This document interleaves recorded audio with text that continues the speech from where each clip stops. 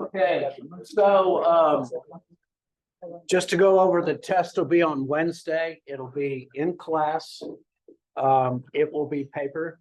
So it will be 30 questions, multiple guesses with maybe 5 essays, and you get to choose 4. And I might throw a bonus point in or 2. I don't know. Well, no, that's right. I already did bonus points. So anyway, we will be finishing up on these 2 chapters in the next couple of days, and we'll be talking about some other things that are leading into next week. And the next week will be the introduction of the case method, and we will officially announce your particular case groups together. Okay. All right. So how do we go about solving problems? It's kind of one of the biggest questions that generally people are asked. And one of the difficulties with that is that basically you may not in your life have gone up with a systematic or systematized way in which you try to deal with problems. You may have on your own gone through some certain analytic techniques, and that is helpful. But the ability to define or understand problems, to be able to break down the information, is a valuable skill. And it's one of those skills that I think is important enough that we spend some time right now talking about it. So how do we do that? All right. Well, we do that, or we will be doing that in a process here in an extended problem solving manner. And we're going to talk about 2 important traits of those that you must have as your abilities to be able to do this successfully. And so let's see if I can do this right. Okay.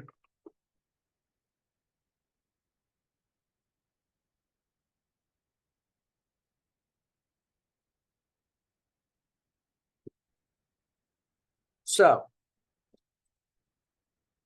how do we go about doing that? I hope that is not too hazy that you can see. It's a 2-step process that we will be going through. And it is known by 2 words: diagnosis and synthesis. And so what does the first word mean? Diagnosis comes from the literal Greek diagnosis, which is to discern or to know apart from each other.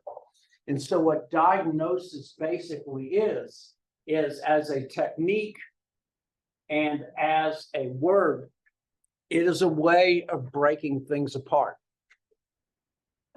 And so how do we handle enormous problems?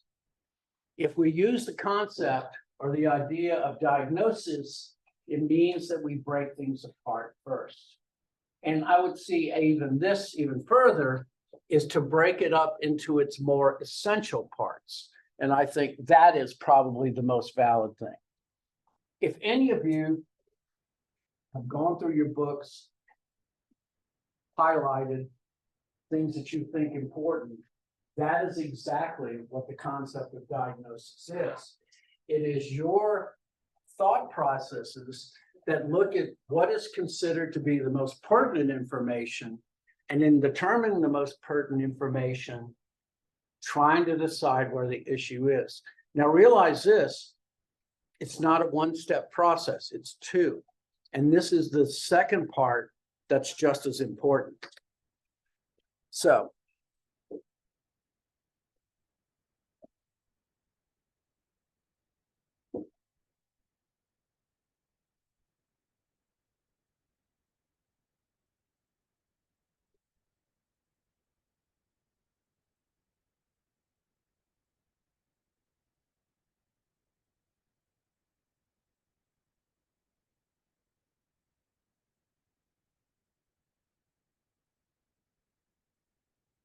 the second is synthesis. Synthesis is the core of deductive reasoning. Synthesis is where you take the information you have and try to come up with a rational understanding. Synthesis, once again, comes from the Latin word synthesize, which means put together or combine.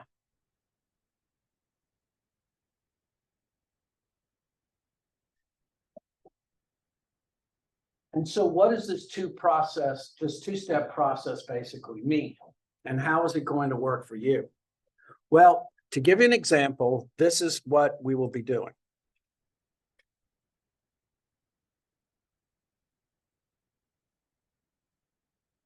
You will be reading an article or a case study such as, let's see, where is it?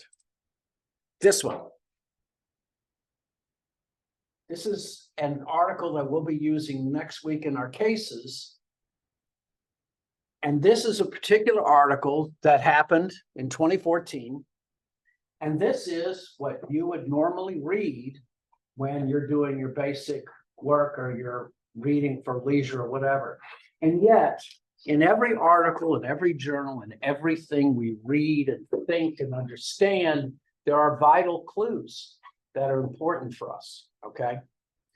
And so if I'm looking at this article and I'm looking for what I would consider factual information, but I'm also looking for possible innuendo as well, the first thing I'm going to do is to start breaking this thing down into one thing at a time. I'm going to start putting together my factual information, all right?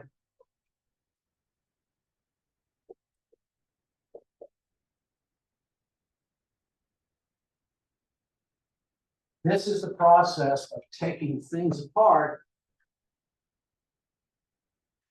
forming a list. So this will be your first step.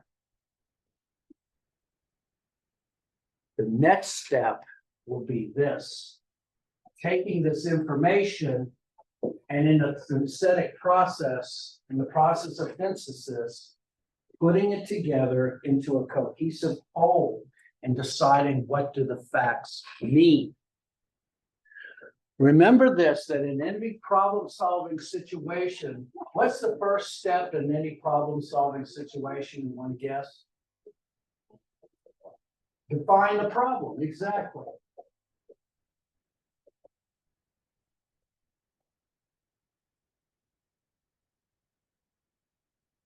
If the first step is defining the problem, then the most important thing that you must do is define the problem accurately. And the only way you do that is by pulling valid facts out, separating the wheat from the chaff, and coming up with an understanding of where the issue is. This will be the process that you will be using in the case step methods that will be coming up. You'll be working together in groups. Your group dynamics, I'm just going to let the program arbitrarily assign them. You will be given cases in the back of the book, and you will, based upon what you see in the cases themselves, you will develop a marketing plan. You will define where the core issues are. You will come up with alternatives. And then you will suggest a time frame and implementation. Now, the difficulty between diagnosis and synthesis is quite simply is how do we structure the facts in a categorical manner? Because some things are facts that are pertaining to the business and some facts are pertaining to the environment around them. And this is when next week we're going to talk about the SWOT analysis. And if you're your first semester in MBA, you're going to be swatted to death. So you might as well know it the right way, okay?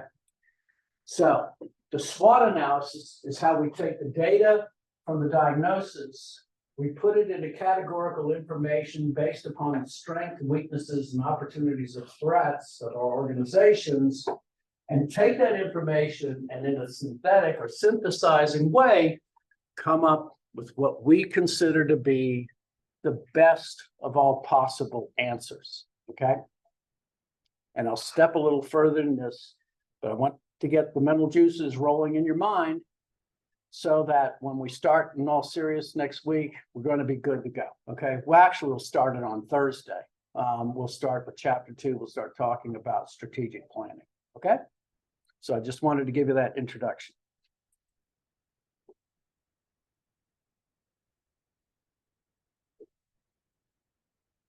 All right.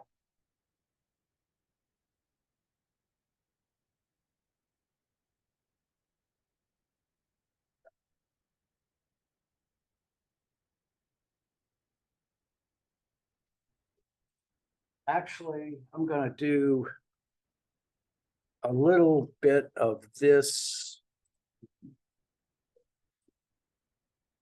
because we're about to hit the chapter where OC and I can't get along, which is, of course, a joke. He's the one with 240 yards.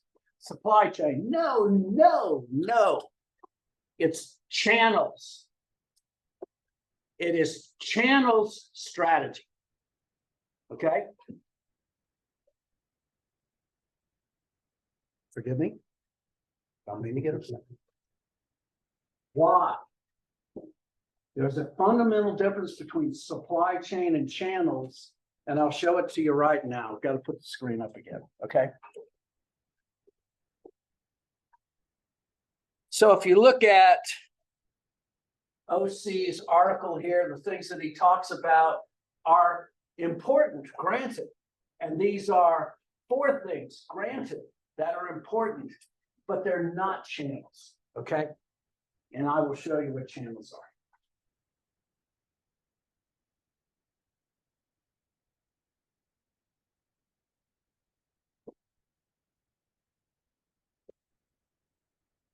So, channels starts with a manufacturer or a producer or a distributor at the top.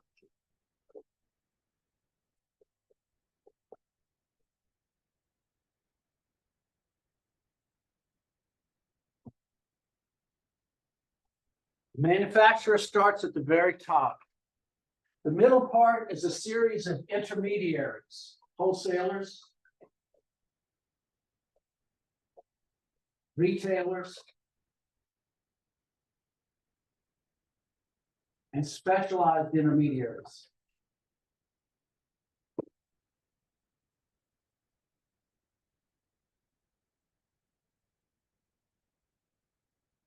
The more people that are in the channel system, the more efficient the channel system is. It's one of those unique situations, even despite disintermediation, which has gone on in the last 15 years or so, channel systems that have specialized intermediaries, corporations who do things such as process credit, such as third-party logistics providers, those are signs of very efficient channels.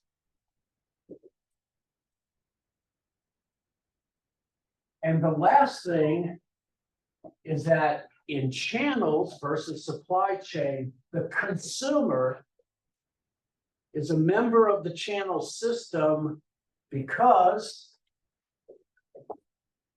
the consumer performs channel functions. This is the fundamental difference between supply chain and marketing channels. In marketing channels, the consumer performs channel functions. What do I mean? Anybody have a Costco or Sam's Club? Okay. So what do you buy at Costco? Bulk products. Bulk products, right. So how do you get them? Like skin, big things? Okay. Yeah. Big. Right. Why? What do you get for buying them in big sizes? Discount. Discounts, exactly. Okay. The prime focus of a particular Costco and a Sam's Club is that the consumer performs the process of breaking bulk for the supermarket, and for the process of you breaking bulk, you get a discount. It's called the normative profit share. You don't have to know what that, well, maybe it's a bonus question. The normative profit share basically states that every member of the channel system has an amount they should get. And of course, the consumer does not get anything back, but he does get it back as a discount because they perform certain channel functions. And so this is a very important thing to understand about channels. In all marketing, the consumer is number one.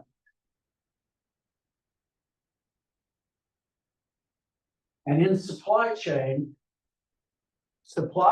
focuses about the ability of getting subassemblies and raw materials and all sorts of things from there flowing down through the system and getting it to the consumer in the most efficient manner. Why? Because you're trying to satisfy the consumer desires.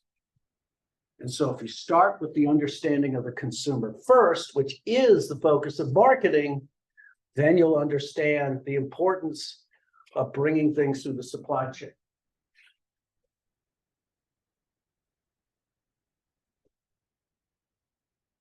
And there's two ways in which goods flow through the supply chain. One way is through the concept of push.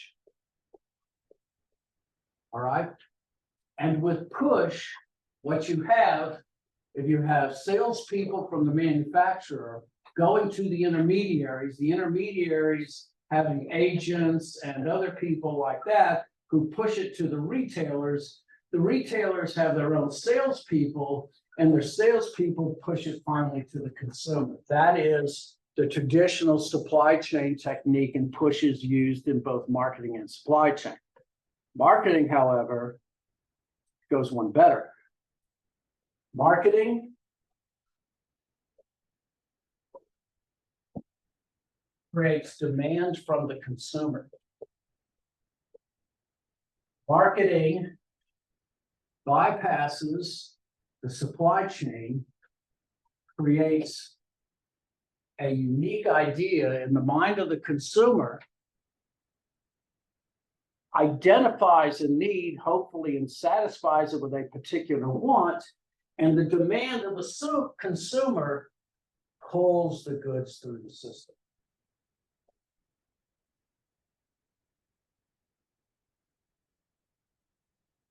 Now, given, yes. Because that kind of like in all the ads we see for medication, they say ask a doctor about. Boy, you'll read my mind. And you know which one started all of that? I would just say the little blue pill, exactly. Yes. So the little blue pill is my favorite example. I know nothing about it other than the advertisements. But basically, in the 90s, they came up with the little blue pill, and it was when you realize also in the 70s and the 80s, you were not allowed to advertise medications. But that came out. And what happened basically is started with, go on to say it started with Bob Dole and a few other individuals like this. And pharmaceuticals, which were never considered to be pull items, overnight literally became pull items because they use those three magic words: consult your doctor. Yeah. And what happened? What did the doctors do? Well, when the consumers, which are their patients, are asking for things that are specific, the doctors immediately go to who are the pharmacy agents are and said, hey, you got a few free samples. And that's what happened. And ultimately, that's it. That's why you see advertisements that go directly to the consumers like that. Exactly. Very good. Thank you. So this is the examples and the big differences between the two. All right. And so how does this all work together? Well, we have a system that is important to understand that with all of this, yes, Operations management is important. That is when you're producing the final delivery and doing coordination.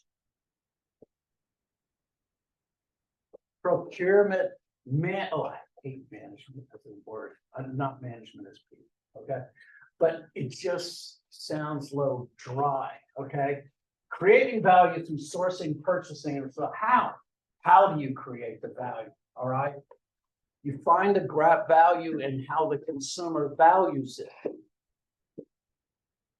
The logistics, which is the efficient, effective flow of material, product, and information. Why? Because the consumer desires it. And then the channel members that direct the products, this is the one I care about the most, all right? This is the test question, because this is the one that is what channels is all about. Channels, marketing channels is not about the flow of goods coming through the system. It is about the interdependent organizations who desire to achieve a common goal. Marketing channels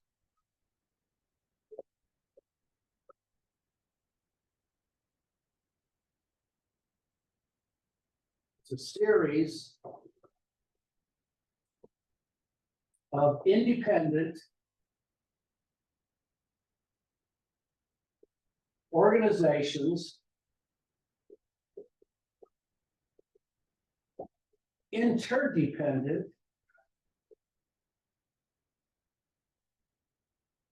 on each other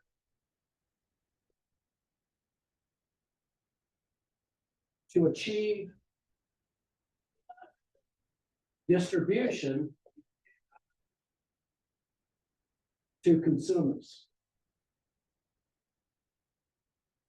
One of the things also that's very important in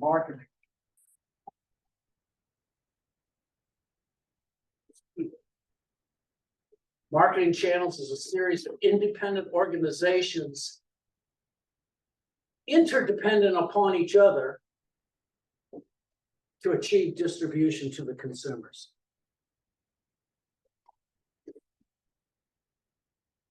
It means that much of what marketing channels is negotiation, understanding the needs and the wishes of the channel members with what you work with,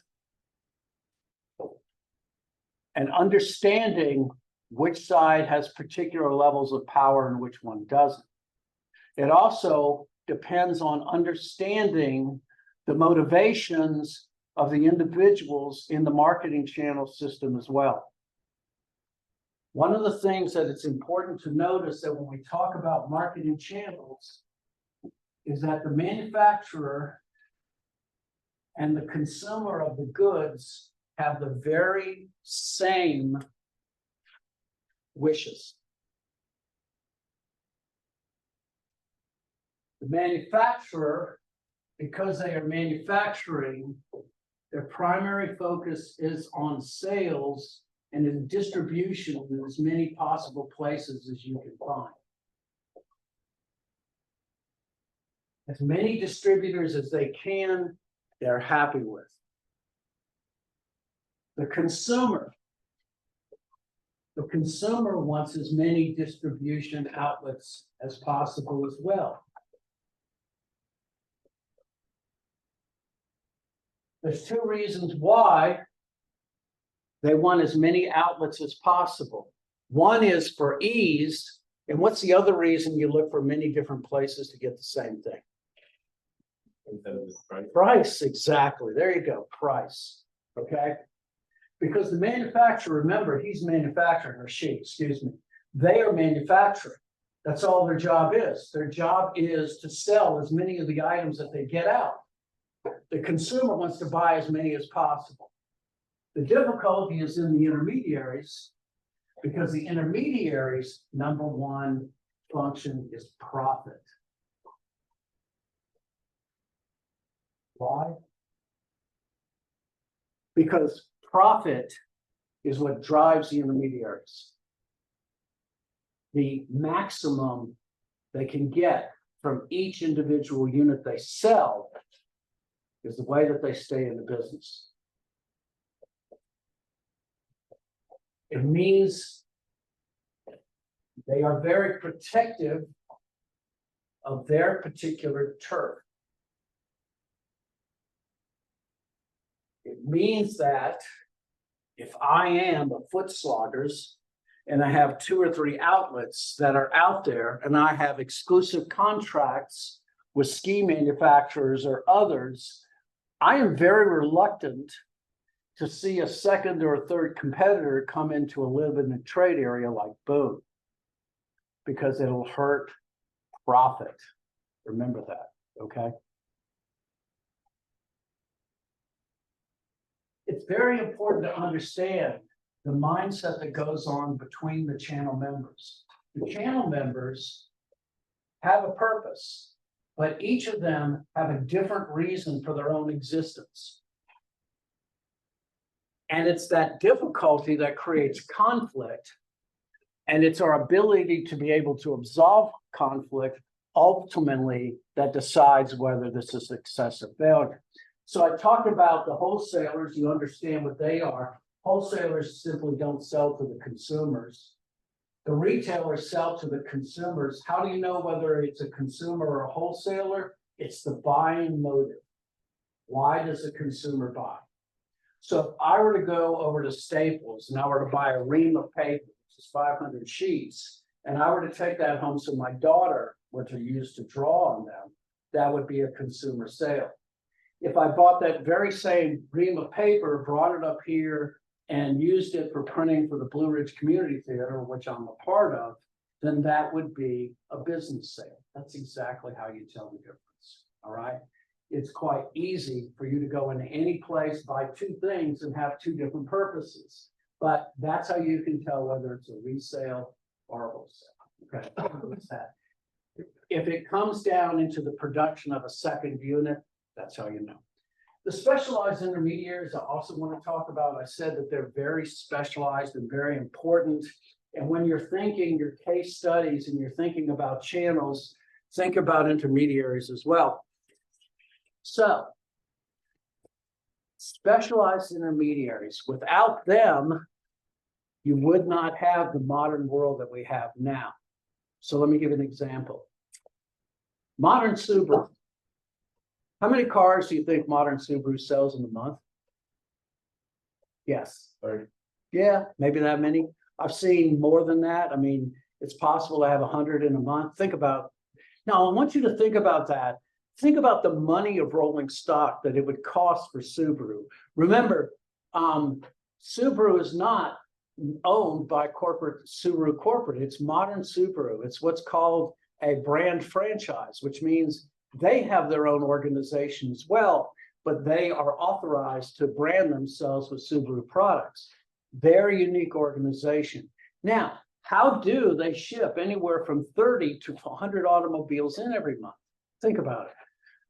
So if you figure that the average cost of an automobile is, $42,000 now, think that, let's just say that the average cost of the vehicle to the dealership is $220,000. Multiply that by 100 cars in a month, you've got $2 million. Does Subaru take $2 million out of its pocket to actually pay for it? No, this is what they do. They do a concept known as warehousing. Most retailers do this. It's a good one if you're going to become a future retailer to know. So you go to 2 companies, it's either GE Corporate or GE Capital or Westinghouse, either of those 2. And they say, I've got 100 cars. I need a check for $2 million. Westinghouse says, sold. We cut our electronic check for $2 million. It's sent to Subaru. Subaru sends the cars to modern Subaru. So let's say that in a month, they sell 50 of those cars. The end of the month, modern Subaru cuts a check for half of those units, and then they pay the interest on the loan for those remaining 50. That's how it works. Without specialized intermediaries, things such as this simply could not survive. Efficient marketing channels in many ways has more rather than less players. Did you know that Federal Express has 7,000 third-party last mile delivery groups?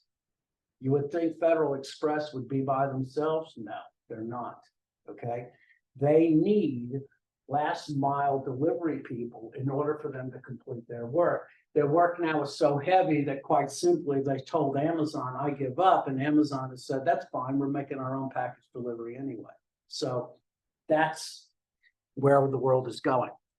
So I want you to understand, we're talking marketing channels, all right, versus supply chain.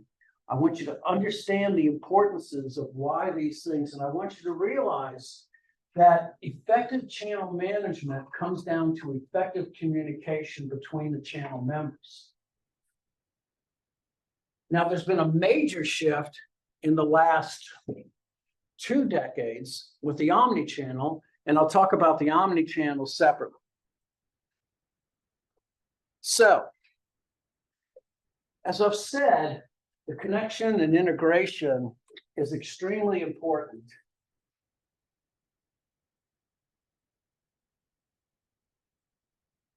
And the 3 C's, oh, look, it's probably my personal noise. Anyway,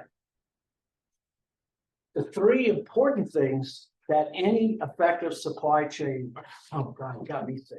Any effective demand chain is first the connectivity, the ability to exchange real-time information. I've talked about this before in my last one. In 1992, Walmart started the vendor management system. It required Walmart to use its power in many ways as a bully to its vendors and demand to its vendors that they invest in expensive computer systems to be able to keep up with them themselves. Now, what did they give the vendors? They gave the vendors real-time availability of seeing exactly where every part or every item that they sold to Walmart on every Walmart shelf in the world, real time. And so that's one of the advantages of connectivity. Another is the belief that you're working together to achieve a common mission and vision. That's hard,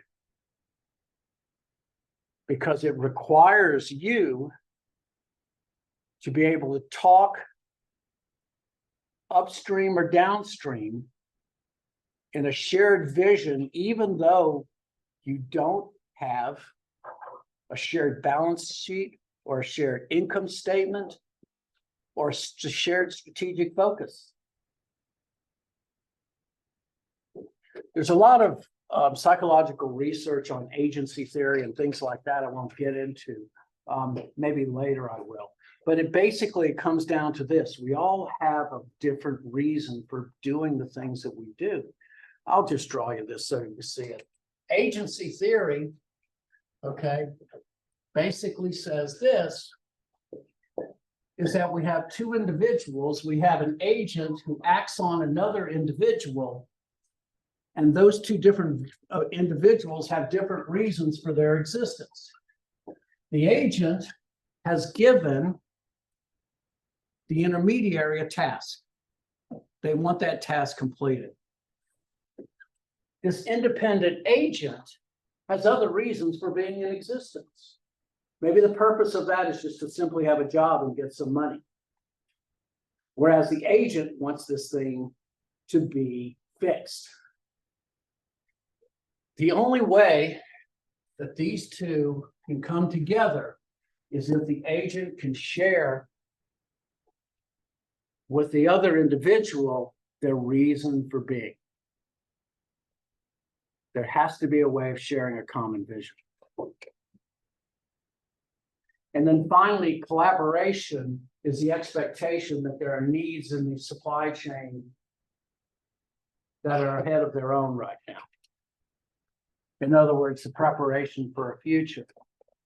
One of the things that we found out in supply chain is that we've gone from just in time to just in case. Anybody in here in supply chain? Okay. Supply chain, but I mean, just in time basically means the whole concept is that you have no inventory in stock. All right. It means that the inventory to produce an item arrives just exactly at the moment that you need it. And that was one of the revolutions in supply chain during the 70s. It came to another concept known as material requirements planning. Ultimately, what it does is it narrows the thread of items coming to your particular plants down to its barest minimums. It means that you no longer keep goods in stock. You keep those goods to sell. And that's basically where the concept came from.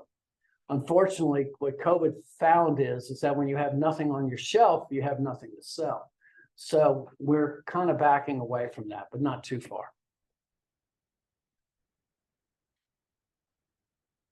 Yes, I'm sorry. Yes. Okay. So let me think of a good one.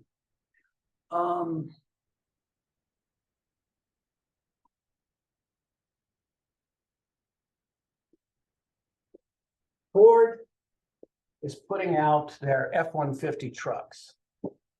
They want to sell as many as they can. The franchise dealerships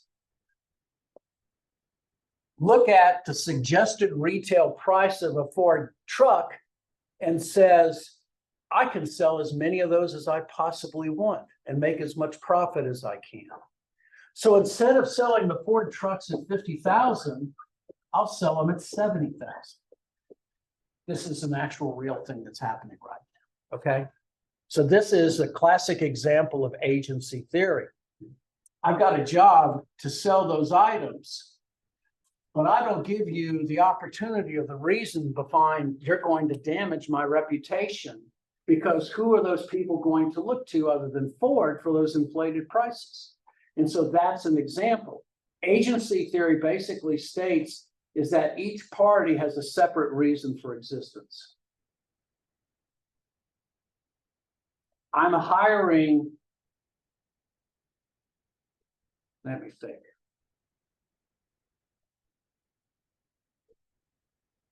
I'm hiring a dishwasher.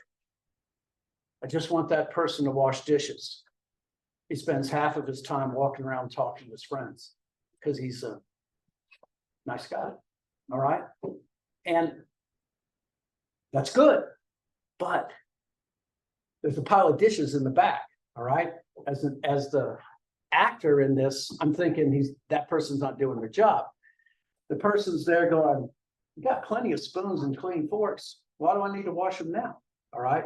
That's an example of what agency theory is. Good question. Okay, so the whole concept of what happens under channels is much more complex than quite simply the efficient movement of goods and services across a chosen consumer segment. It's much more than that. It is a collaboration that has to be required through negotiation, the understanding of conflict, and the ability to move with an effort.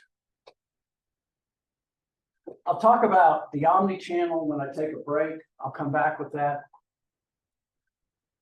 But one of the things the efficiencies of marketing channels has done from the vendor management system is that we have minimized contact efficiencies. So one of the difficulties in the marketing channel environment is that every time I have to order something, it requires that I renegotiate again and again and again. One of the efficiencies of marketing channels is what's known as continuous replenishment program, or CRP. Walmart could have come up with better, other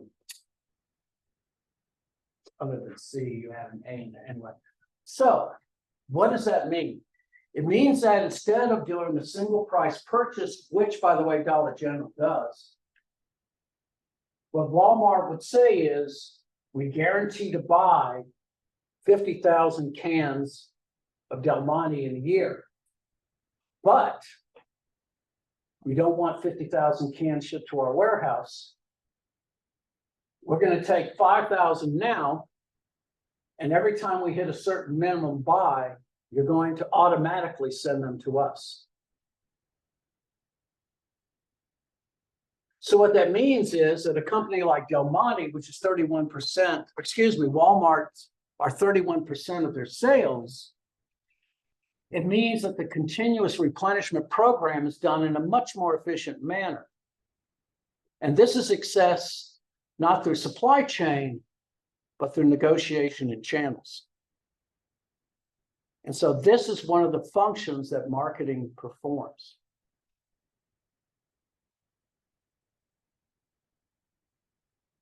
Let me also state another example for contact efficiency.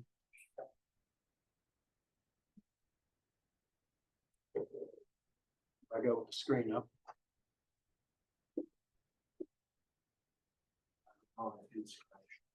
Okay. So here's one of the things that an efficient marketing channel can do. So let's say we have tobacco. Let's say we have sodas. Let's say we have candy. And let's also say we have cigarettes. Let's say all the 4 sin things. Okay. So let's say that we have a series of mom and pop stores.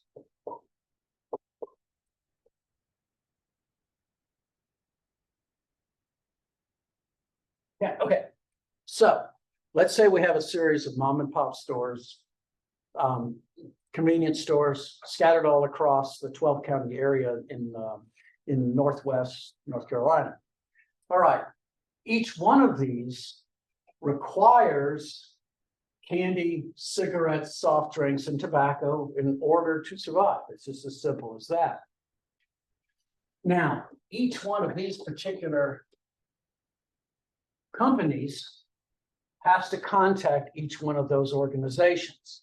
Now, I'm not talking about small organizations. I'm talking about big organizations.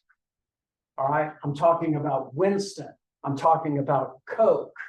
I'm talking about Mars. And I'm talking about wherever you want to think, Kim, whatever. Okay. All of those together. Did I say cigarettes and tobacco? I sure did. Whatever. Never mind. Okay. So I had 4 sin up there. What's left? Soft drink, candy, cigarettes, alcohol. Alcohol. Yes. How can I forget alcohol? I won't forget it today. Anyway, now think about this. What has to be done? All right.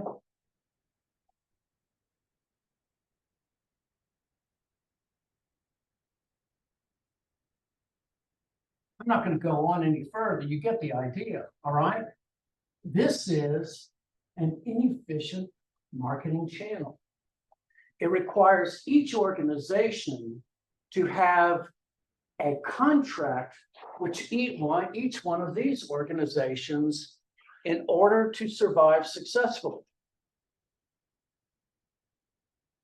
Not only that, but they're not going to sell them 3 or 4 cases. They're not built for that. They will sell what's called a skid, all right? And a skid is a box-like structure that stands 5 feet on the side, that is built in a pallet and is moved by a crane. That's how they sell things in a manufacturer. This whole structure simply can't exist, but it can if we do this.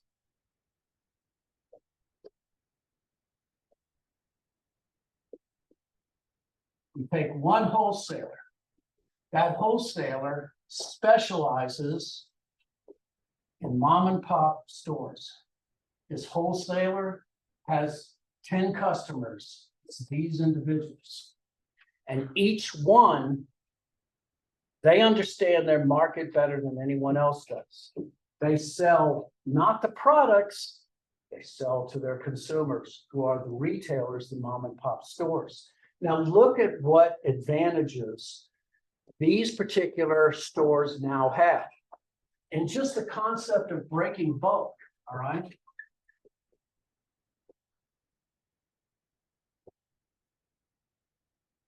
The mom and pop stores can essentially take all of their needs and pool them together. The wholesaler, instead of ordering for one, orders for 10.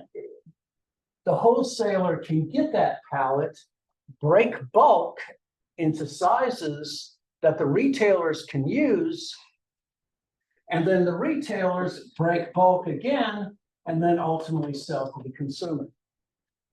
This is contact efficiency. But it does more than this, and I'm not even talking about other things like risk and financing. Okay, there's so many other things that this creates advantages, all right? There are organizations that exist out there. There's one that normally I would call up right off the top of my head. It's summer and I can't remember everything. But this is the great classic example and the advantages of what channels bring and ultimately as it brings to the consumer, because what does the consumer get? They get form utility, they get time utility, they get possession utility, they get it all. They get it when they want it, in the size that they want it, and get it with the minimal hassles. Now, I use the wholesaler as one example, but there are many more than that. This is one that's real easy for you to understand. And so the power of what marketing channels does, as I said before, the more members in the channel system, the more efficient. And unfortunately, omni-channel blows that up, but we'll talk about that after the break. Let's see. Let me do this, and then we'll move on to the break.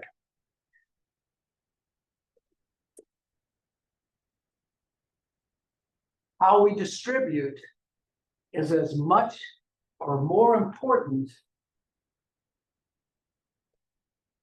when it comes to determining product value than anything else does.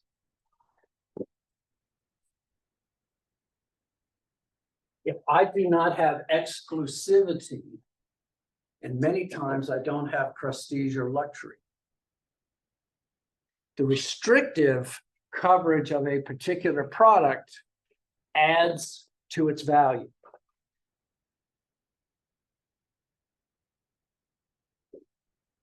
And also, it kind of adds to the mythos in a way. Anybody got an idea how many IKEAs are in the United States? 49. Yeah, that's it. And they haven't built one in 20 years. All right. And they're doing that for a purpose. They do not ship. You can't order things online. They can sort of, kind of, but it's almost in a grudging respect. But their belief is that they want to create an exclusive mindset by creating, in one way or another, an exclusive distribution.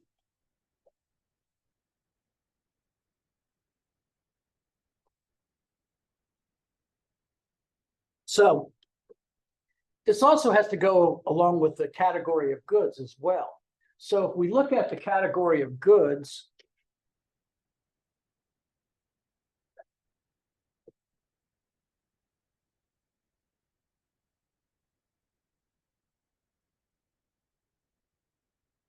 in 1923, when economics and marketing finally split up, 3 categories of goods were talked about at that time. And now we've come up with a 4th. So the first is convenience goods, of which they're categorized into staples, fast-moving consumer goods, And then also emergency goods, which you don't care where you get. All right. The next is shopping goods, which are goods that deliberately are shopped. In other words, they're compared with competitors. There are specialty goods. And then fourth category was 1976, and those are unsought goods. Those are things that you need that you're not necessarily going after. Insurance, burial. My mother, God bless, in 2006, after Katrina, she got her settlement money, and she said, honey, you don't have to worry about me. When the time comes, I've got a burial plot in Long Beach, you know, where it's where we grew up, Long Beach, Mississippi. I said, thanks, Mom. And she said, oh, and I got one for you, and I got one for Lynn, and I got one for Jewel. And I almost said something, and I thought to myself, you know what? They gave my mother some comfort knowing that, you know, besides, who knows where I'll be. So, you know, I said, thanks, Mom. All right. That's an example of an unsought good. So shopping goods, which encourage comparison, are selectively distributed. They sell their items in a defined geographic location, but with the expectation that they're competitively looked at and competitively priced.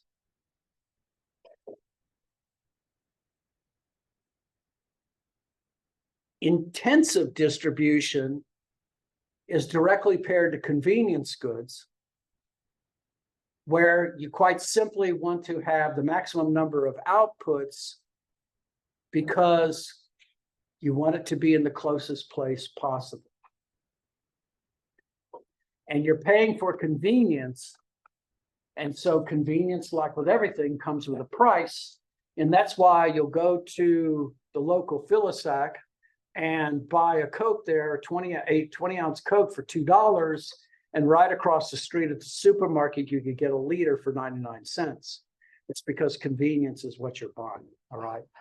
Other thing about convenience goods, as I talked about on Thursday, convenience goods require little or no effort whatsoever in order to purchase. And so you tend to take peripheral cues such as color and shape and size to make determinations versus any other thing. It tends to be very sensory. The need to touch overweighs the need for cognition. And usually that is directly inversely related to risk. And so the greater amount of risk, the greater amount of need to cognitively think about the purchase that you're going to get, okay? All right, let's take a quick break for 5 while I get a refresh. And we will come right back.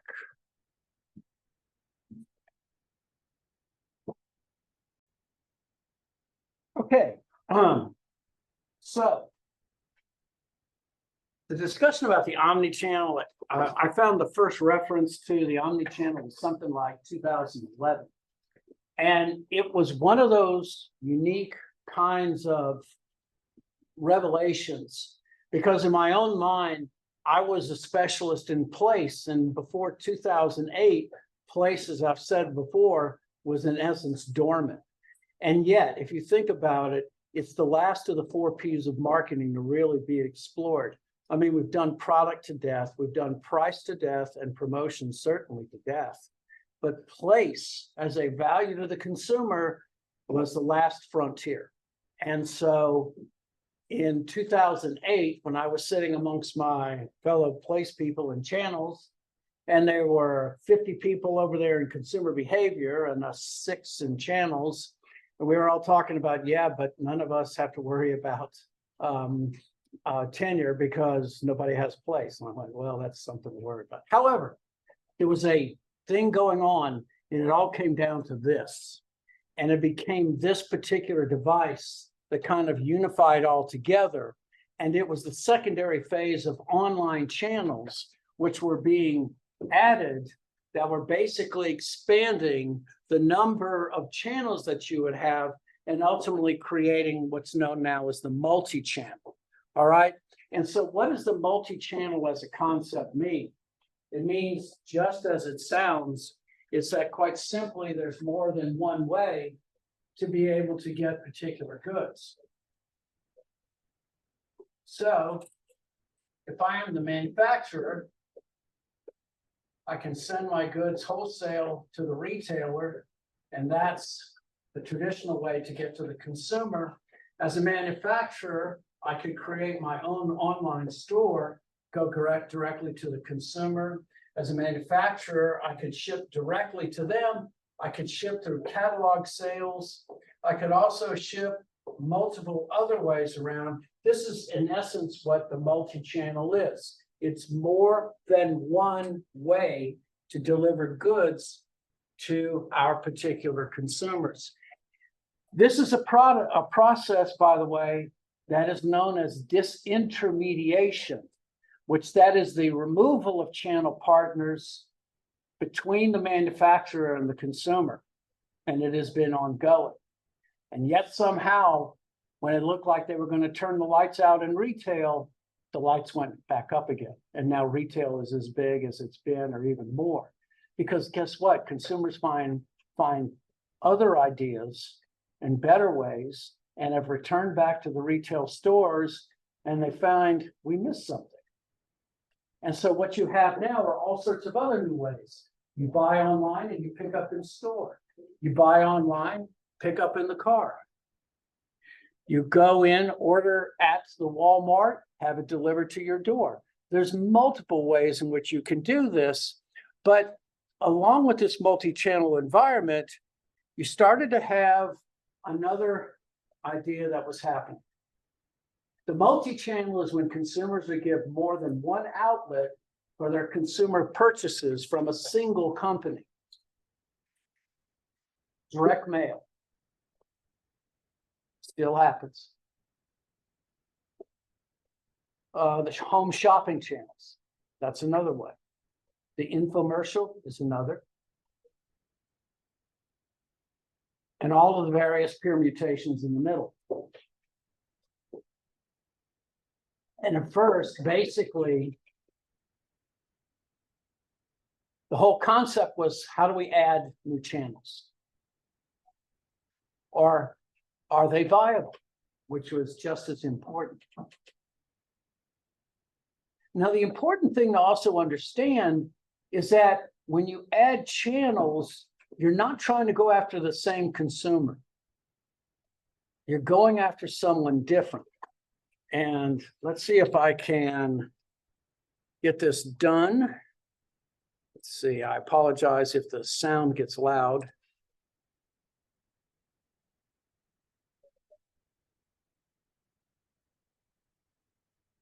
Turn that down a little bit, please. There you go. And let's see.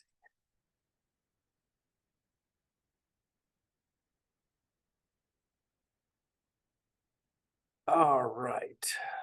So let's see if I don't believe it. I didn't get a commercial first. Okay, hold on.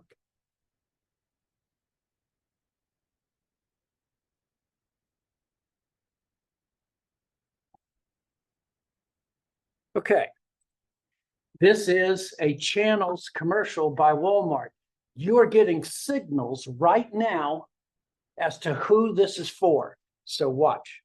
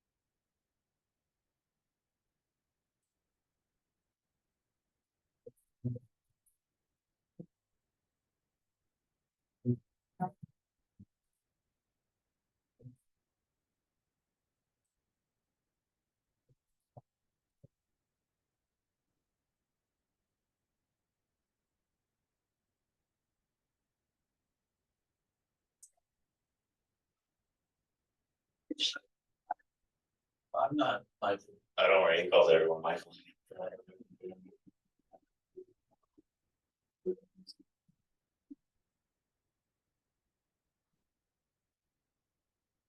Easter egg. That's Sam Walton's original pickup truck. Just to let you know. All right. So this commercial was sending signals now to every one of you. And first off, what was the era of the cars? 80s and 90s. Yeah, exactly. Anybody recognize the song? You have to be as old as me. Oh, it's good. Nobody does. It's called Cars. It's by Gary Newman. It was part of New Wave. Okay. So buy online, never get out of your car. Who's it going to appeal to? Say it. Like, And one other thing. Yes, with what? Yeah. There you go. That's it. That's who it's for. And this is an example of market segmentation by channels. All right. And this is one of the things that channels can provide. And realize this, the people that are lining up to park by the side are not going to be the same people who come into Walmart and shop inside. It's a different group. And this is the importance of effective marketing, multiple channels when the channels are going after different consumers. This is the multi-channel ideal. All right. Okay. So.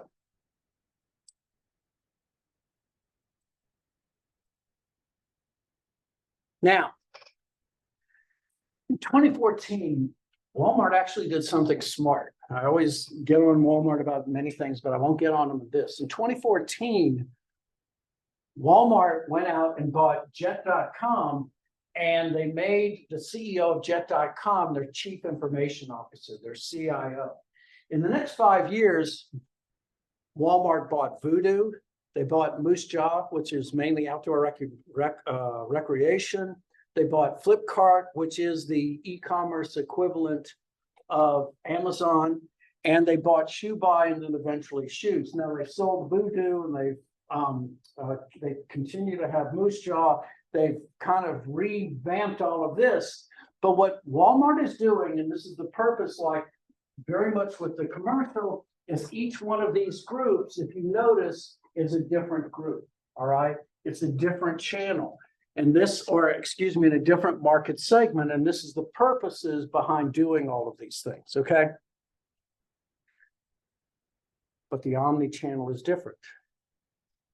The omni-channel didn't start because some individual decided it was a good idea.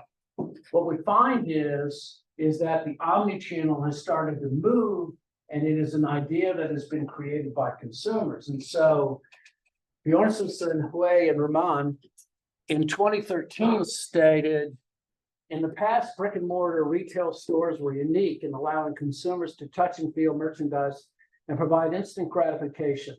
Internet retailers, meanwhile, tried to woo shoppers with wide product selection, low prices, and content such as product reviews and ratings. As the retail industry moves, this is the first time it's been said, to an omni-channel experience, the distinctions between the physical and online will vanish, turning the world into a showroom without walls. The concept also is what's known as the endless shelf.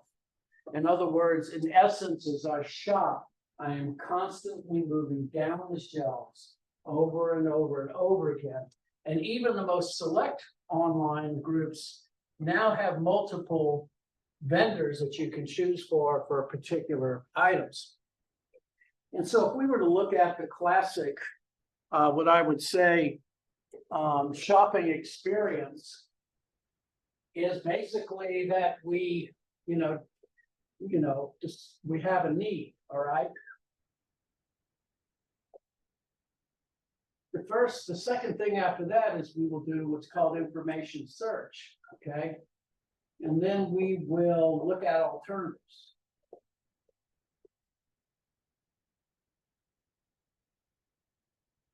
We will finally make our purchase. And then we go into what's known as post-purchase evaluation.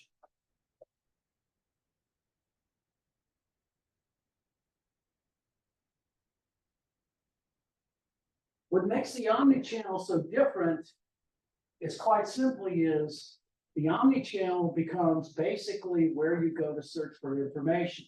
You can search for it online. You can search for it in the store. If you go to the store, it brings you online again.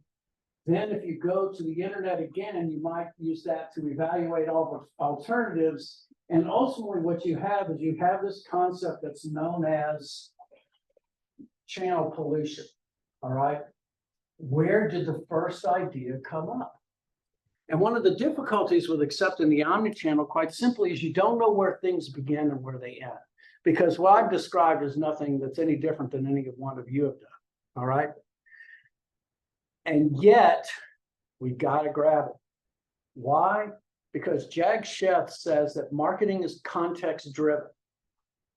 And as the context changes, so does marketing. And that's where the omni-channel is gone. And so, talk about pollution.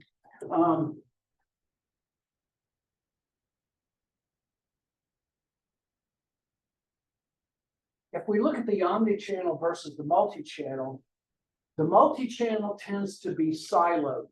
All right. In other words, online exists in its own environment by itself. So does digital and so does print. But the focus of the omni-channel is in essence the essence of what marketing is. It's always down to the customer or the consumer. And the consumer controls where they go to find the particular things that they're desiring.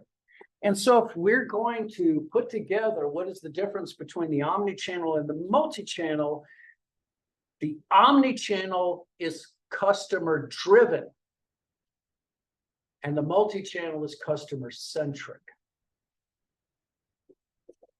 The omni-channel is driven by consumers, and what we know, and I think now it's pretty much a foregone conclusion, is that multi-channel retailing is moving towards omni-channel retail. It's the way of the world, okay? Now, let me also say this. If you remember my original concept about the consumer being part of the marketing channel because they perform certain channel functions, this is what the omni-channel in essence is. The consumer is performing the channel functions and doing those things in a way that is far superior than the channel itself can provide. I'm a firm believer, I've got some research coming up where I'm going to basically state that the more we push or give the consumer greater choices, that we're going to create greater value, and that's the way we should go. I mean, when you can buy a car with your phone, how much further do you need to go? Okay. So,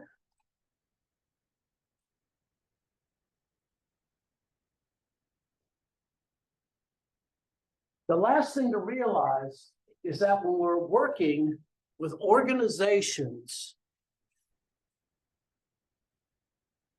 we have to take into account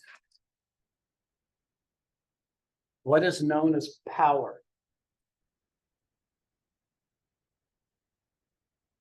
Equal power in channel organizations does not necessarily exist. It generally tends to be asymmetric.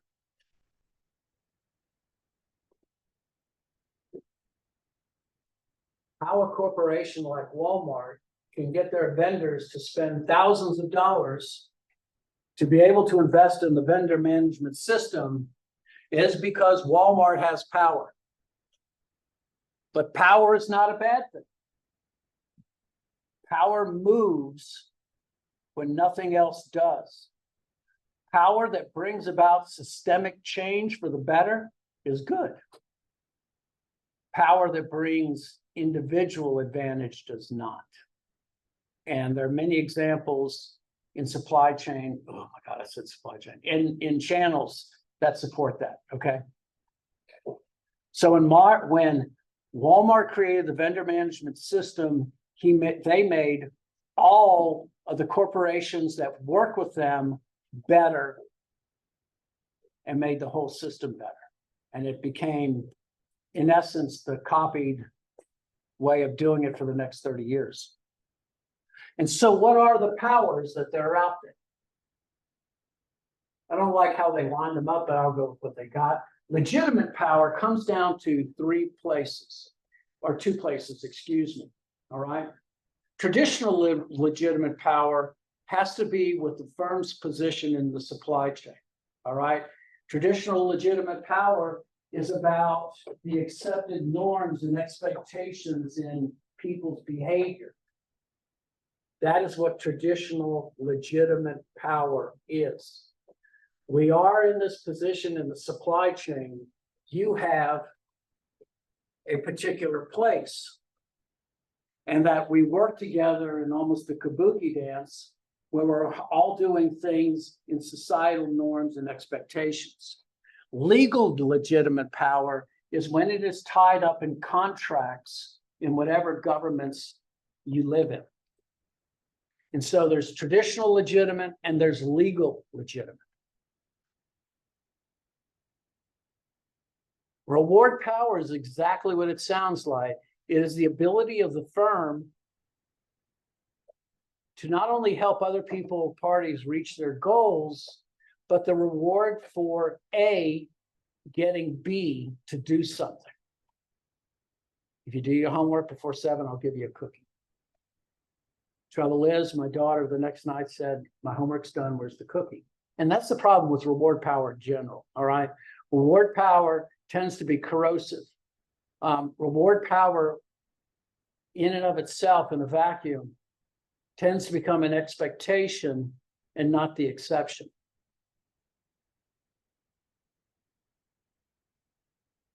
Coercive power is not the opposite of reward power any more than dissatisfaction is the opposite of satisfaction. But it is opposing negative outcomes on members if they do not perform in a certain manner. The difficulty with coercive power, and we all know this in our own lives, is that it brings about a state of opposition and even anger. And many times the group that is doing the coercion, is shocked by people's reactions. And yet it is a natural thing when we are punished to strike back. It's certainly a human reaction. Now, legitimate, reward, and coercive powers are also known as position powers, all right? So your position in the marketing channel environment determines your ability to give rewards or punishment or the expectation to move in a given way.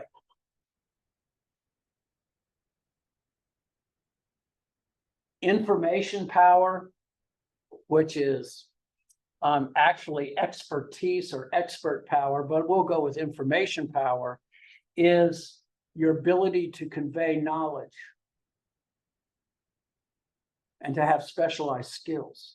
Now, the difficulty in the channel system with having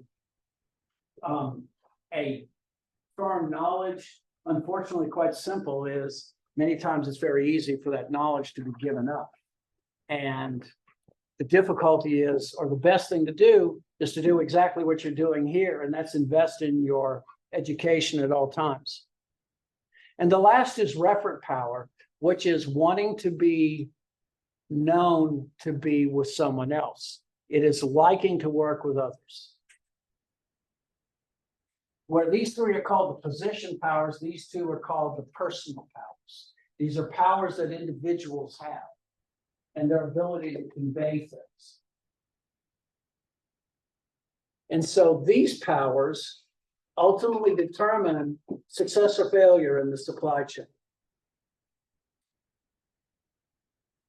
We no longer do journal articles on power, unfortunately. Well, not unfortunately, because from 1988 to 1992, there was an average of like 6 articles in every marketing channel's research book on them. And then finally they said, that's enough. We've shut down. We can't do anymore. Okay. All right, just to go on, as I've said, is that we're finding technological improvements happening all the time. So RFID, in case you don't know what that means, is radio frequency identification. Walmart was supposed to roll out RFID 10 years ago and found that they could not get their vendors into a sufficient place. Blockchain, of course, is coming down the line. The big question, of course, always that goes on with channels is the question of make or buy. And so I've talked to you about this before. Do I make everything in-house or do I buy everything?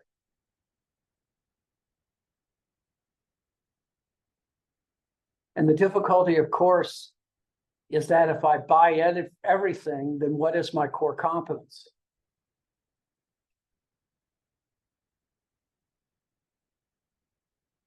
And so outsourcing is still big. It's still going to be an issue for many years, especially when it comes to proprietary information that has a tendency of being taken. And so this is ultimately where the future is going.